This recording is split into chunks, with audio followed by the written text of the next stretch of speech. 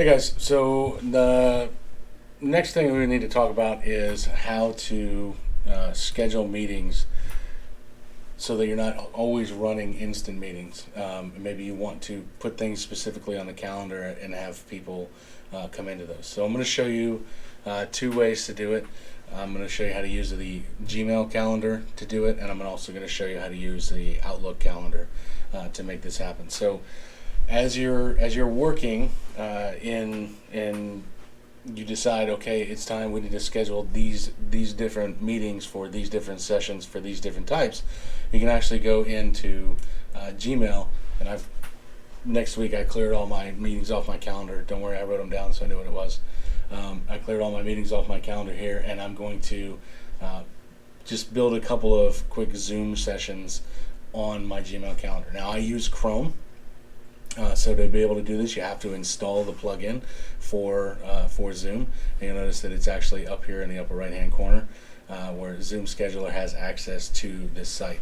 So what I'm actually going to do is, let's say I'm going to start Monday morning. I'm going to book in a meeting at 10:30, right? And down here at the bottom, you notice this is a button that says make it a Zoom meeting. So I'm going to call it test meeting, and then I am going to make it a Zoom meeting.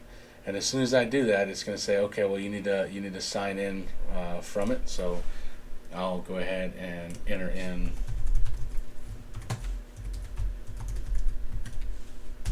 my email, my password, and sure,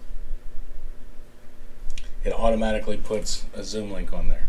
So I can actually modify this event. Notice that it's got this Zoom link on there, which is not my traditional Zoom link. So I can actually modify that, and I can change it to my own personal meeting invite that I use on a constant basis. Or maybe this is something that I don't want people involved in. So as I go and I build this out, I can actually then just start adding attendees, right? Add guests, and I can just start adding different people to the list of people, and it will automatically send an invite out to them. And then the more actions, I can publish the event, I can change the owner, I can delete it, or I can copy it to somebody else's calendar that I have scheduling permission for. And so I'm going to look through all of these different things, and I'm going to make sure I've got my meeting set up, and then I'm going to add my guests, right? Because as soon as you do that, it's basically going to send this out. So I'm going to go ahead and save that. So that's really, honestly, it's exceptionally simple. And then all that would happen is when it's time to start the meeting, you just go to your calendar, you click on it, and you would click on this hyperlink, and it would open up in your browser, and then it would ask you to open up the desktop site, and it'll just automatically open that meeting session. Another way to do it is to use your Outlook calendar. So let's say same scenario, and notice it did not bring it over here because I have these two separated on purpose. So I'm going to set a meeting up, and right here where it says schedule a meeting, you'll notice it says Zoom right here. So it's schedule a meeting, and then it starts to open up the app, and it asks me what I want to do. So it asks me, do I want to use my personal meeting ID, or do I want to generate an automatic one? Do I want to require a password? Maybe I want to keep people out of this meeting. And if so, when I click on that, it'll ask me what my meeting password is. So you can set it to whatever you need it to be. You can make it as simple or as hard as you need it to be, but nobody's coming into that meeting that you schedule at that time without that meeting password. I'm going to set it so that the host video is off and the participant video is off upon startup, just because I want to make sure that people are following appropriate decorum, so to speak. I'm going to make sure that people can dial in using their phone and on the computer.